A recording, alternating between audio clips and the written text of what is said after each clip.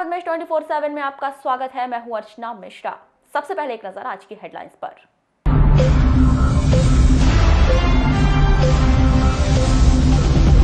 प्रदेश की राजनीति में फ्लोर टेस्ट, बालाघाट और वारासिवनी की भी अग्नि परीक्षा। पंचायत की तर्ज पर जनपद और जिला पंचायत में भी प्रशासकीय समिति बनाने की मांग। सोशल मीडिया पर फैलाई जा रही गलत जानकारी, 12वीं कक्षा भौतिक शास्त्र का पेपर नहीं हुआ आउट। आदिवासी कल्याण विभाग की योजना, कन्या परिसर में होगा सीबीएसई बोर्ड। मास्क और हैंड सैनिटाइजर अधिक दाम पर बेचने पर होगी कार्रवाई, कलेक्टर ने दिए निर्देश। बारिश और ओलावृष्टि के कहर से लालबर्रा क्षेत्र में दलहनी फसल को भारी नुकसान। और अब खबरें विस्तार से। जिले के परसवाड़ा थाना के अंतर्गत कुरेंडा गांव में ट्रैक्टर चालक की ठोकर से साइकिल सवार वृद्ध की मौत हो गई। जानकारी के अनुसार वृद्ध चरणलाल बघेल उम्र 72 वर्ष कबाड़ी का काम करते थे। 14 मार्च को वे साइकिल से परसवाड़ा से कुरेंडा जा रहे थे। इसी दौरान ट्रैक्टर चालक ने उन्हें ठोकर मार दी, जिससे वह घायल हो गए और इलाज के दौरान उनकी मौत हो गई।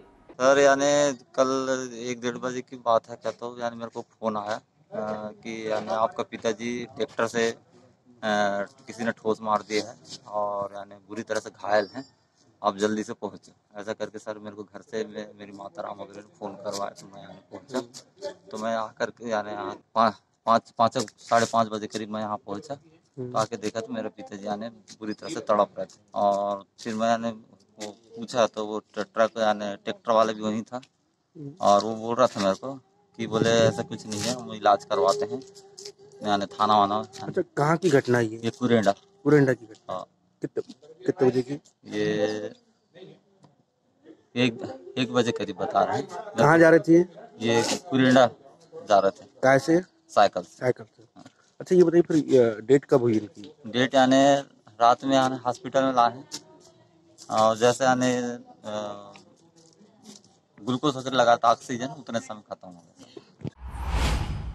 कोरोना वायरस ने भारत देश में भी दस्तक दे दी है। इसे देखते हुए स्वास्थ्य विभाग के द्वारा पहल करते हुए प्राथमिक स्वास्थ्य केंद्र चरेगांव के आशा सहयोगिनी एवं आशा कार्यकर्ताओं के द्वारा कोरोना वायरस के बारे में शादी के एक जोड़े, बारातियों एवं गांव के अन्य नागरिकों को वायरस के बचाव हेतु बरती जाने वाली सावधानियों के बारे में बताया गया। इस दौरान उपस्थित जनों ने कोरोना वायरस से बचाव की जानकारी ली और अपने परिजनों और रिश्तेदारों को इस विषय में जानकारी देने की भी बात कही। चीज को पकड़ने के पहले, बाद में यानी पकड़ने के पहले साबुन से हाथ धुलना है और आपके सभी रिलेशन में, आपके गांव में, आपके मोहल्ले पड़ोस में सभी बच्चों को, आपके रिलेशन सबको बताना है हैंड वॉश सचेत करना है, जागरूक करना है। हाँ, और ये वायरस की बीमारी रोकना है। आप लोगों ने देखा होगा ना टीवी में, मोबाइल में, सब में बता रहा है कोरोना वायरस। हमने कोरोना वायरस के बारे में बताया कि कोरोना वायरस एक बीमारी है जो सभी देशों में हवा मच गया है बीमारी का, तो उसको ज्यादा घबराए नहीं और अपने मतलब घरों में साफ सफाई का ध्यान रखे और बार बार साबुन पानी से हाथ धुले और बहुत सारे ग्रुप में, बहुत सारे समुदाय में एक साथ पास में न रहे और सर्दी खांसी होने पर तुरंत अपने उपचार के लिए निःशुल्क के प्राथमिक स्वास्थ्य केंद्र हो या हॉस्पिटल में लेकर जाए।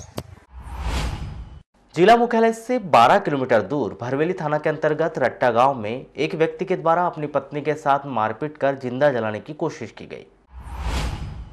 घायल को जिला अस्पताल में भर्ती कराया गया है। घायल सुशीला बांदेकर ने बताया कि 12 साल पहले उसका विवाह रट्टा निवासी भागवत बांदेकर से हुआ, जो शराब के नशे में आए दिन उससे मारपीट करते रहता है। रविवार को भी भागवत के द्वारा अपनी पत्नी के साथ मारपीट व जिंदा जलाने की कोशिश की गई। पति ने मारा है। क्यों? ऐसे ही पैसे के लिए। अच्छा, पैसे की मांग करता है। और जलाने का भी प्रयास किया? हाँ, जलाने का भी प्रयास किया। ये बहुत पहले से मारपीट कर रहा है, 12 साल होने लगे। तो रिपोर्ट पर दर्ज नहीं कराया क्या? नहीं, हमेशा ही मारते रहता है। हाँ, हमेशा ही मारते रहता है। पीड़िता के भाई राजकुमार ने बताया कि उसके जीजा बहन के साथ आए दिन मारपीट करता है। हालांकि उनके द्वारा इस मामले की रिपोर्ट दर्ज नहीं करवाई गई, सीधे इलाज के लिए जिला अस्पताल में भर्ती कराया गया है। हाँ, वो पी खा के करते रहते हैं। कौन? मेरे जीजा। क्या नाम है उनका? भागवत बांधे। अच्छा, क्यों मारपीट करते, क्या वजह लग रही है? दारू वारू पीने के बाद भी घर वाले की स्थिति के चक्कर में ऐसी। अच्छा, दहेज की मांग करता है क्या? हाँ, ऐसी लगता है मुझे।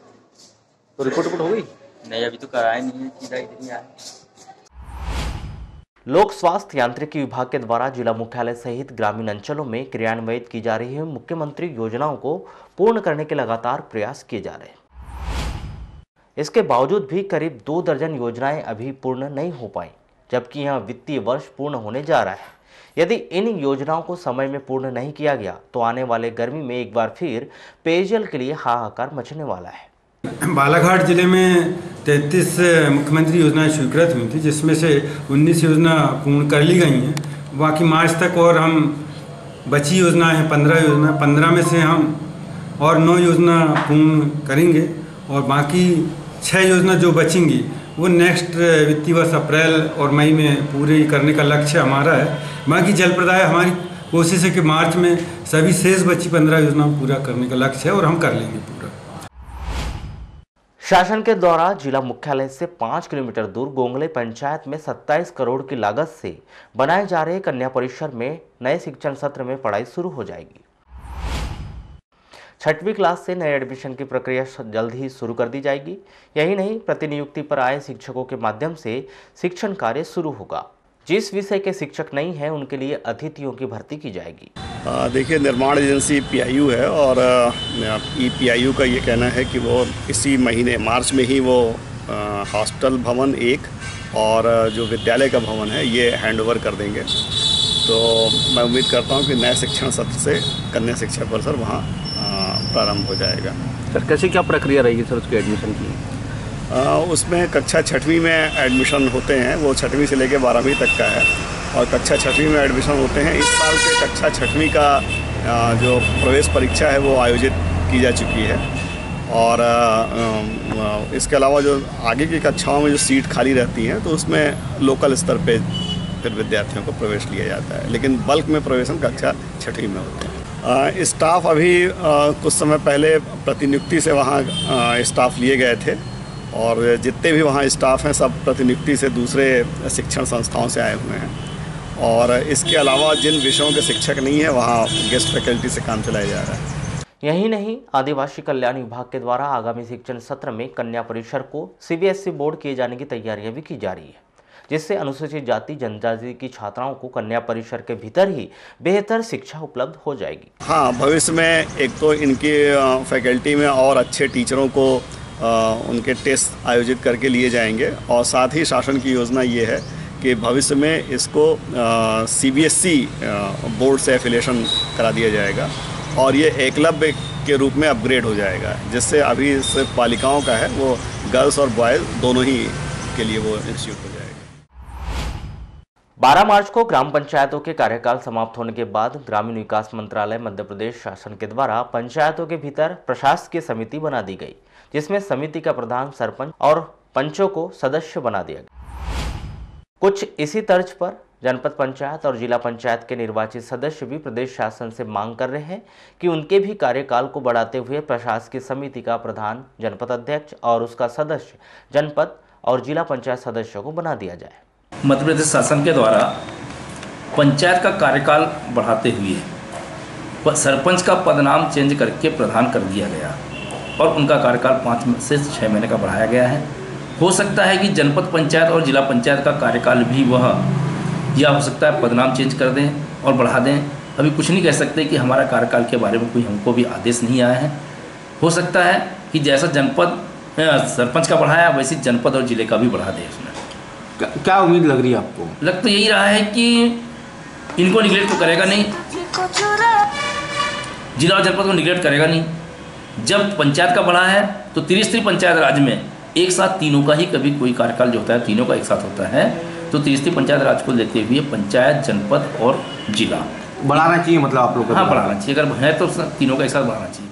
वहीं सत्ताधारी पार्टी के जनपद सदस्यों को इस बात का भरोसा है कि कमलनाथ सरकार सरपंचों की तर्ज पर जनपद और जिला पंचायत में भी प्रशासकीय समिति ही बनाएगी। देखिए, मध्य प्रदेश में अभी कमलनाथ जी की सरकार है और हमारे ग्रामीण विकास मंत्री जी का क्या विचार है इस बारे में अभी हम लोग को भी जानकारी नहीं है।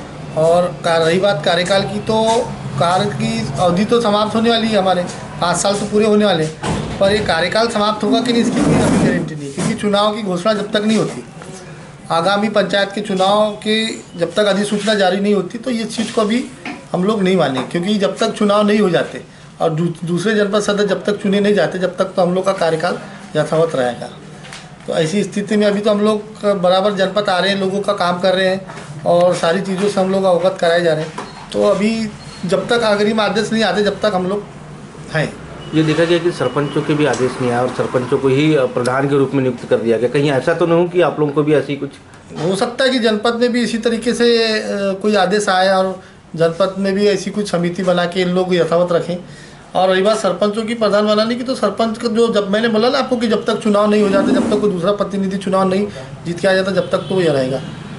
वैसे ही आप लोग के साथ भी वैसे भी हमारे साथ भी हो सकता है। अब देखो आदेश आने तक क्या है सरकार की मंशा। जनपद पंचायत बालाघाट के अधिकारी भी बताते हैं कि 24 और 25 मार्च को क्रमशः जनपद पंचायत और जिला पंचायत का कार्यकाल समाप्त हो रहा है। ऐसे में शासन के द्वारा जो भी आदेश दिया जाएगा उसके अनुसार कार्य किया जाएगा। इस मामले में राज्य शासन से जो भी आदेश निर्देश प्राप्त होगा, यह बिल्कुल सही है कि जिला जनपद पंचायत का 25 तारीख के कार्यकाल पूरे हो रहा है, 24 को समाप्त हो जाएंगे, 25 को शपथ लिए थे और जिला पंचायत ने 26 को शपथ लिया था, 25 को खत्म हो जाएंगे। और जो भी आदेश निर्देश से गवर्नमेंट से प्राप्त होगा उसके अनुसार वहाँ भी कार्रवाई की जाएगी।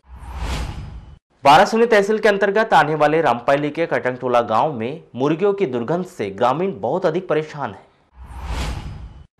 उनका आरोप है कि उनके रिहायशी इलाके में अवैध रूप से पोल्ट्री फार्म का संचालन पिछले 7 सालों से किया जा रहा है, जिस पर अभी तक प्रशासन ने किसी प्रकार का कोई संज्ञान नहीं लिया।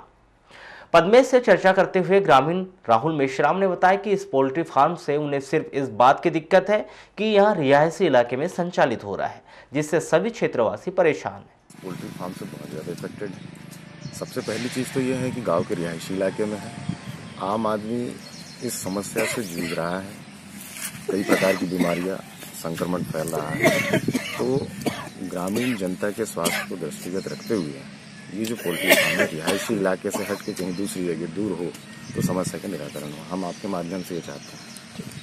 ग्रामीण ईश्वर दयाल पटले बताते हैं कि इस अवैध रूप से संचालित पोल्ट्री फार्म से मनुष्य के स्वास्थ्य पर दुष्प्रभाव पड़ रहा है। हवा चलती तो बदबू आती साइड में, बदबू आती तो उसमें अनाज खा के जाता, ऐसी स्थिति बन जाती है। खाना पीना जो है वो नहीं हो पाता ढंग से, मतलब हवा चलती है, दरवाजे बंद करे खाना खाना पड़ता है और तकलीफ बहुत है इससे। मतलब ये हमेशा की ये प्रॉब्लम है? हाँ, बहुत दिनों से, काफी दिनों से। हाँ, काफी दिनों से। तो इससे कुछ बीमारी वगैरह भी फैलने की संभावना तो है।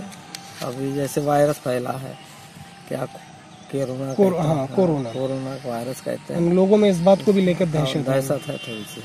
तो पोल्ट्री फार्म संचालक को जो है इस दिशा में विचार करना चाहिए। पोल्ट्री फार्म में उठने वाली दुर्गंध की वजह से संक्रामक बीमारी फैलने का डर बना हुआ है, वहीं लोगों का रहना मुहाल हो गया है।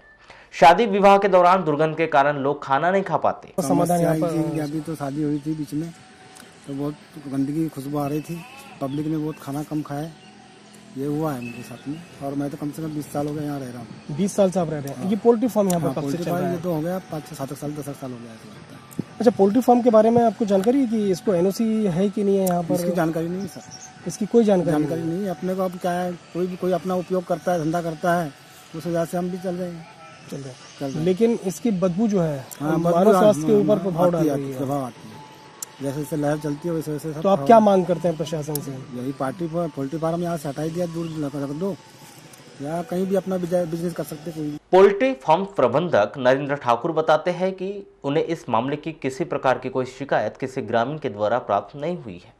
इसकी एनओसी आपके द्वारा ली गई है? हाँ, पंचायत से ली गई। पंचायत से ली गई है। पॉल्यूशन कंट्रोल बोर्ड से आपने इसके लिए कोई अभी ऐसा हमारे पोल्ट्री फार्म में नहीं है। कृषि उद्योग है, कृषि उद्योग है, कुक्कुट पालन है, यह कृषि उद्योग के अंतर्गत आता है, एग्रीकल्चर उद्योग के अंतर्गत कोई ऐसा ये नियम नहीं है। आपको ये जानकारी नहीं है इस नियम की? इस नियम जानकारी नहीं और है भी नहीं है मेरे ख्याल से। अच्छा, यानी उसकी जरूरत नहीं होती, रिहायशी इलाके में कहीं पर भी आप स्थापित कर सकते हैं? कहीं पर नहीं है सर, रिहायशी इलाके से 200 मीटर की दूरी पे है, 300 मीटर की दूरी पे है। आप खुद यहाँ पर रह रहे हैं? मैं यहाँ खुद रह रहा हूँ, मेरी मम्मी। नहीं, वही तो बोल रहे हैं कि आपका, आप जब यहाँ पर रह रहे हैं तो ये रिहायशी इलाके कहलाएगा? हाँ। तो लगभग कितनी दूर है ये रिहायशी इलाके से? मेरा रिहायशी इलाका मेरे घर से 100 मीटर दूरी पे। 100 मीटर की दूरी पर है। हमारे साथ नरेंद्र ठाकुर जो यहाँ पर कुक्कुट पालन देख रहे हैं, पोल्ट्री फार्म को देख रहे हैं, लेकिन उन्हें नॉर्म्स के बारे में किसी प्रकार की कोई जानकारी नहीं है। हम आपको बता दें कि जिस तरीके से पोल्ट्री फार्म का संचालन किया जाता है उसके लिए सरकार के द्वारा गाइडलाइन जारी की गई है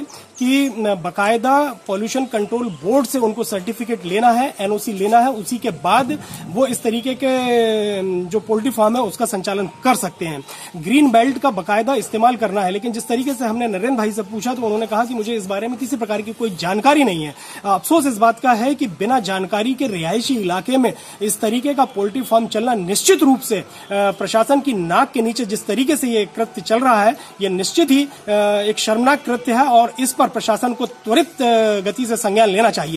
बहरहाल देखना यह है कि प्रशासन इस मामले में, इस पोल्ट्री रिहायशी इलाके में चल रहा है, संचालित हो रहे पोल्ट्री फार्म के ऊपर क्या कार्रवाई करता है। कैमरा पर्सन सागर देवगढ़े के साथ Zahid Hussain, Padmesh news, Varanasi. People's party of India democratic द्वारा संविधान चेतना रैली और आम सभा का आयोजन रविवार को किया गया। इस दौरान गर्रा चौक से जन चेतना रैली निकाली गई और एक आम सभा का आयोजन किया गया। संविधान चेतना रैली और आम सभा के विषय में जानकारी देते हुए पीपल्स पार्टी ऑफ इंडिया महिला इकाई की राष्ट्रीय अध्यक्ष नीलिमा भटकर ने बताया कि पूरे देश भर में संविधान चेतना रैली का आयोजन 1 मार्च से लेकर 18 मार्च तक किया गया है। इस रैली का मुख्य उद्देश्य लोगों को संविधान के विषय में जानकारी देना है। ये आज नहीं है, ये पूरा संविधान चेतना रैली जो है ये पूरे भारत भर में हमने शुरू की है।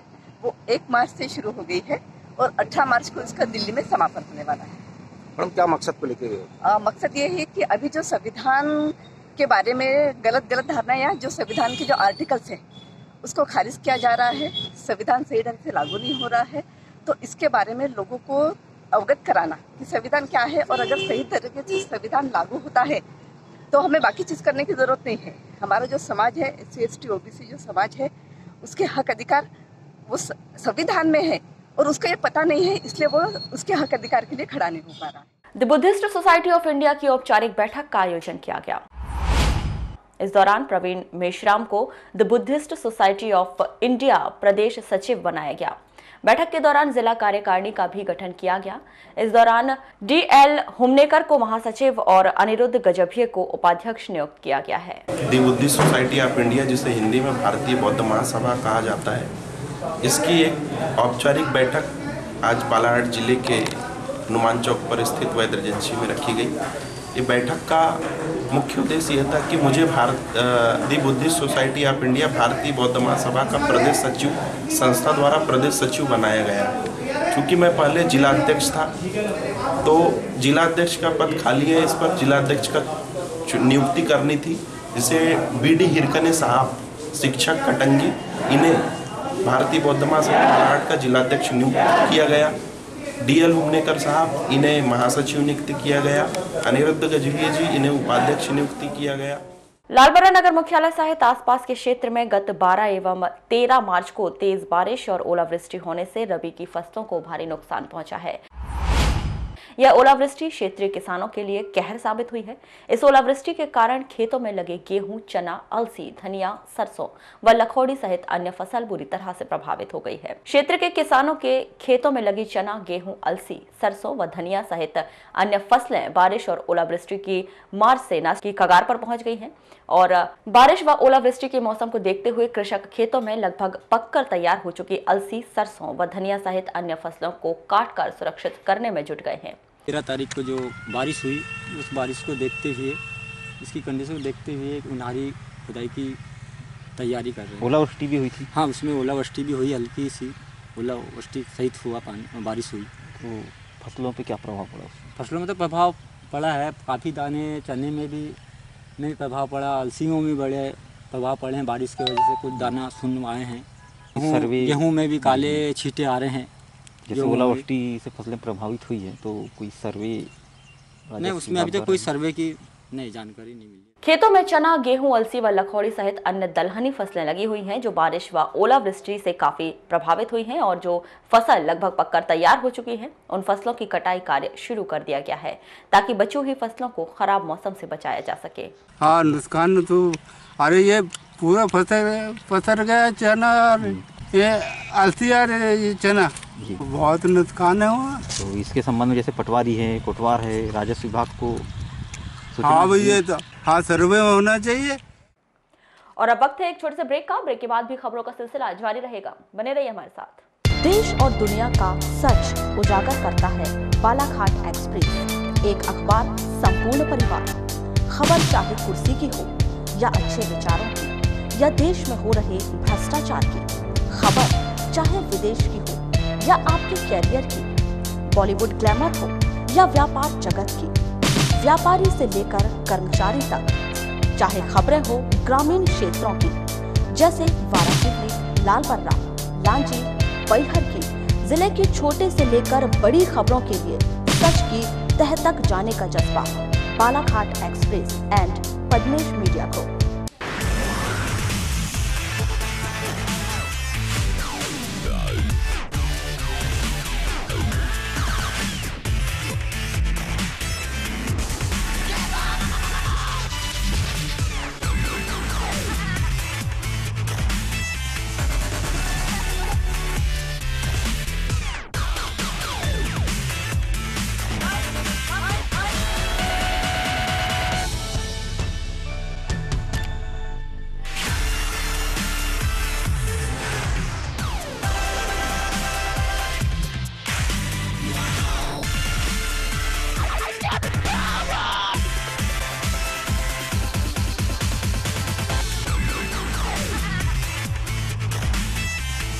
ब्रेक के बाद एक बार फिर आपका स्वागत है। बढ़ते हैं खबरों की ओर। मध्य प्रदेश के राज्यपाल लालजी टंडन ने कांग्रेस को फ्लोर टेस्ट का आदेश जारी कर दिया है। इस फ्लोर टेस्ट के साथ ही बालाघाट जिले सहित विशेष रूप से वारासिवनी विधानसभा भी अग्नि परीक्षा में है। इस टेस्ट को लेकर नगर में कैबिनेट मंत्री प्रदीप जायसवाल के जनसंपर्क कार्यालय में उनके समर्थक मौजूद रहे और सरकार के बहुमत को लेकर चर्चा करते रहे। कैबिनेट मंत्री प्रदीप जायसवाल के समर्थकों का कहना है कि फ्लोर टेस्ट में सरकार कांग्रेस की होगी और एक बार फिर वारासिवनी को बुलंदी मिलेगी। वरिष्ठ कांग्रेसी नंदकिशोर सुराना ने पद्मेश से चर्चा करते हुए कहा कि लोकतंत्र को जिंदा रखने के लिए सभी प्रयास उनकी पार्टी के दिग्गजों के द्वारा किया जा रहा है। उन्होंने कहा कि निश्चित ही विजय कांग्रेस की होगी, लोकतंत्र की होगी। देखिए, ये भारतीय जनता पार्टी के द्वारा सिंधिया जी को जब प्रश्न लिया गया तब ऐसा लगने लगा था कि वो कहीं गेंद पकारें भारतीय भाजपा की सरकार बनाने के लिए प्रयास करेंगे। परंतु हमारे नेता जो हैं वे लगे हुए हैं और संभावना ये है कि जितने जो गए हैं लोग विधायक गए हैं वो वापस कांग्रेस पार्टी में आएंगे। और इसके अलावा भी हमारे जितने विधि सलाहकार हैं, माननीय कमलनाथ जी, दिग्विजय सिंह जी, विवेक तनखा जी, अन्य नेताओं के साथ मिलकर, अन्य विधिवेताओं के साथ मिलकर चर्चा कर रहे हैं और प्रयास ये किया जा रहा है कि कानून दृष्टिकोण से भी सफलता प्राप्त हो। पद्मेश से चर्चा करते हुए ब्लॉक महामंत्री संतोष आड़े ने कहा कि राजनीति में ऐसे उतार चढ़ाव आते रहते हैं। कांग्रेस के मुख्यमंत्री कमलनाथ हर विपरीत परिस्थितियों से निपटने में सक्षम है। मैं ये मानता हूं कि मध्य प्रदेश के हमारे सम्मानीय नेता और हमारे गौरवशाली जो मुख्यमंत्री हैं माननीय कमलनाथ जी ने फ्लोर टेस्ट के लिए ओके कर दिया है कि फ्लोर टेस्ट करा लीजिए, हम तैयार। वरिष्ठ कांग्रेसी जुगल किशोर खंडेलवाल ने कहा कि कांग्रेस के शीर्ष नेतृत्व पूरी स्थिति पर निगाह रखे हुए हैं। जो कांग्रेस की विचारधारा से जुड़े विधायक हैं और अभी भाजपा की अंतरिम कस्टडी में है, वे अपने उसूलों को नहीं छोड़ेंगे और फ्लोर टेस्ट में लोकतंत्र की मर्यादा का पालन करते हुए कांग्रेस के पक्ष में वोट करेंगे। फ्लोर टेस्ट बीजेपी के कारण मध्य प्रदेश में आया और फ्लोर टेस्ट हमारे पक्ष में होगा और बहुमत कांग्रेस पार्टी की है। कांग्रेस पार्टी पूरी तरह से सक्षम है फ्लोर टेस्ट में पास होने के लिए। यानी एक तरह से ये फ्लोर टेस्ट जो है सिर्फ कांग्रेस पार्टी का ही नहीं है, वाराणसी का भी भविष्य इससे जुड़ा हुआ है, क्योंकि हमको मध्य प्रदेश के स्वतंत्र मतलब देश के स्वतंत्र होने के बाद में पहली बार मंत्री पद मिला और हमारी जो डेवलपमेंट की जितनी सारी योजनाएं थी इस शहर को विकसित करने के लिए वो पूर्ण रूप से अधूरी रह जाएगी यदि हमारी सरकार गिर जाती है। हम भगवान से यही प्रार्थना करते हैं कि हमारी सरकार बची रहे और हम वाराणसी का पूरी तरह से डेवलपमेंट कर सकें। मध्य प्रदेश के राज्यपाल लालजी टंडन ने फरमान जारी कर दिया है फ्लोर टेस्ट का। इस वक्त हम खड़े हैं कैबिनेट मंत्री प्रदीप जायसवाल के जनसंपर्क कार्यालय में, जहां पर उनके कुछ समर्थक यहां पर मौजूद हैं और ब्लॉक कांग्रेस कमेटी के लोग भी यहां पर मौजूद हैं, जिनसे हमारी खासतौर से इस बात को लेकर चर्चा हुई है कि वह इस फ्लोर टेस्ट को किस तरीके से देख रहे हैं। निश्चित रूप से कांग्रेस सरकार का ये फ्लोर टेस्ट, सीएम कमलनाथ का ये फ्लोर टेस्ट वाराणसी की राजनीति का भी एक फ्लोर टेस्ट माना जा रहा है। ये भविष्य की गर्त में छिपा हुआ है, जहां सीएम कमलनाथ सरकार बचाने के लिए प्रयासरत है, वहीं हम सभी इस बात का कयास लगा रहे हैं कि किस तरीके से ये सरकार बचती है या जाती है। कैमरा पर्सन सागर के साथ Zahid Hussain, Padmesh news, Varanasi. Higher secondary परीक्षा वर्ष 2019-20 विषय भौतिकी शास्त्र का प्रश्न पत्र निरस्त कर 3 अप्रैल 2020 को पुनः होगा। यह खबर सोशल मीडिया में वायरल हो रही है, जो पूरी तरह से असत्य और फेक न्यूज है। माध्यमिक शिक्षा मंडल मध्य प्रदेश भोपाल द्वारा जानकारी दी गई है कि उनके द्वारा इस प्रकार का पत्र जारी नहीं किया गया है, जिस बात की पुष्टि करते हुए दूरभाष पर चर्चा के दौरान जिला शिक्षा अधिकारी आर.के. लटारे ने बताया कि भौतिक का पेपर रद्द नहीं हुआ है। कुछ शरारती तत्व सोशल मीडिया पर भ्रामक जानकारी फैला रहे हैं। इस तरह की भ्रामक जानकारी पर हायर सेकेंडरी छात्र बिल्कुल भी ध्यान न दें। वाराणसी के वार्ड नंबर 14 स्थित शांति निकेतन रेस्ट हाउस में प्रतिवर्ष के अनुसार इस वर्ष भी मातृशक्ति संगठन के तत्वाधान में होली मिलन समारोह कार्यक्रम का आयोजन किया गया। यह कार्यक्रम मातृशक्ति संगठन के पदाधिकारियों की उपस्थिति में प्रारंभ किया गया, जिसमें विभिन्न प्रकार के खेल प्रतियोगिताओं और सांस्कृतिक कार्यक्रमों का आयोजन कर हर्षोल्लास के साथ होली मिलन समारोह मनाया गया, जिसके अंत में सभी ने एक दूसरे को गुलाल लगाकर होली की शुभकामनाएं दी। इस अवसर पर मातृशक्ति संगठन पदाधिकारी सदस्य सहित गणमान्य महिलाएं मौजूद रहीं।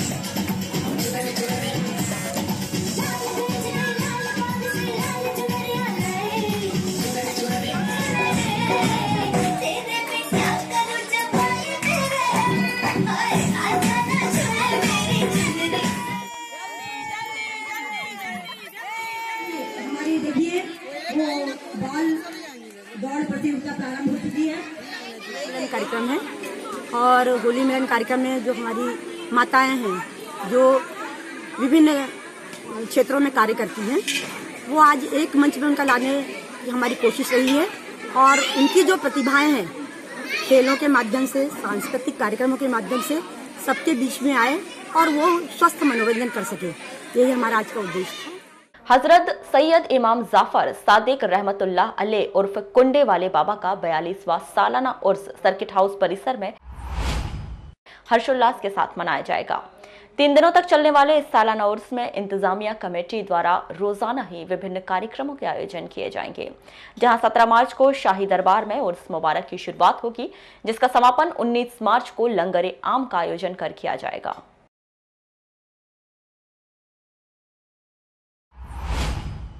वारासिमनी नचिकेता स्कूल के परिसर में 15 मार्च को श्री आदर्श विश्वकर्मा लोहार संगठन के तत्वाधान में होली मिलन समारोह कार्यक्रम का आयोजन किया गया।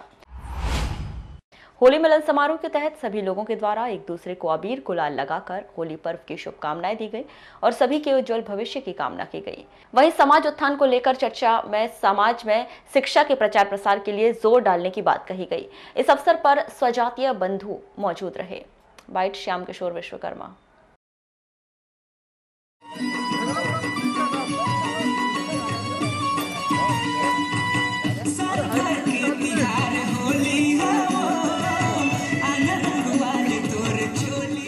लोहार समाज संगठन वाराणसी की तरफ से होली मिलन समारोह का कार्यक्रम करा, ताकि समाज संगठन के लोग एक स्थान पर उपस्थित होकर के सब अपने प्रेम भाव से अपना अपना परिचय दे और समाज संगठन को कैसे आगे बढ़ाना है और समाज को कैसे तरक्की की ओर लेके जाना, कैसे शिक्षित करना है, ये हमारा भी एजेंडा था, ताकि अपन होली मिलन समारोह के सहारे लोगों को एक मैसेज पहुंचा सकें।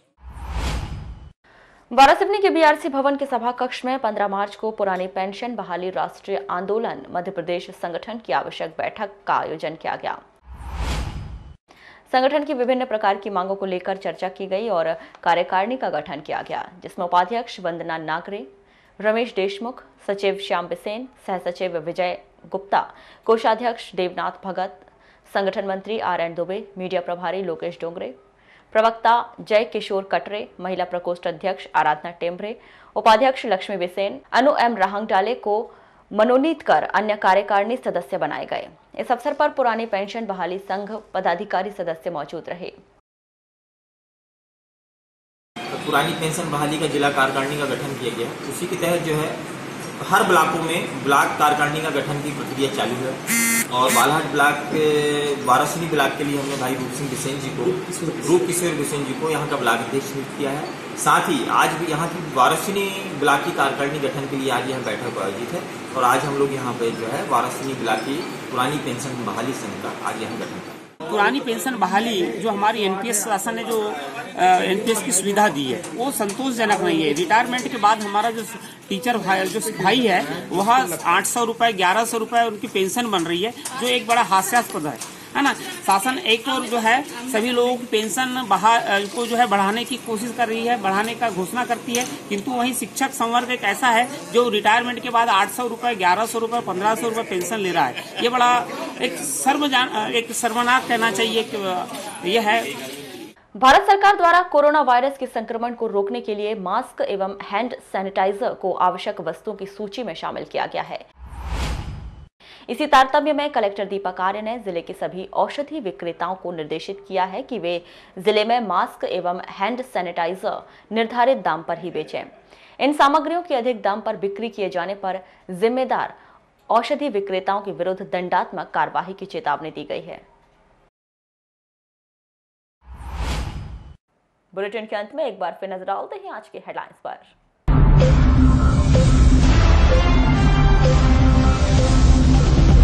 प्रदेश की राजनीति में फ्लोर टेस्ट, बालाघाट और वारासिवनी की भी अग्नि परीक्षा। पंचायत की तर्ज पर जनपद और जिला पंचायत में भी प्रशासकीय समिति बनाने की मांग। सोशल मीडिया पर फैलाई जा रही गलत जानकारी, 12वीं कक्षा भौतिक शास्त्र का पेपर नहीं हुआ आउट। आदिवासी कल्याण विभाग की योजना, कन्या परिसर में होगा CBSE बोर्ड। मास्क और हैंड सैनिटाइजर अधिक दाम पर बेचने पर होगी कार्रवाई, कलेक्टर ने दिए निर्देश। बारिश और ओलावृष्टि के कहर से लालबर्रा क्षेत्र में दलहनी फसल को भारी नुकसान। तो ये थी अभी तक की खास खबरें। अगले न्यूज बुलेटिन के साथ फिर मुलाकात होगी, तब तक के लिए नमस्कार।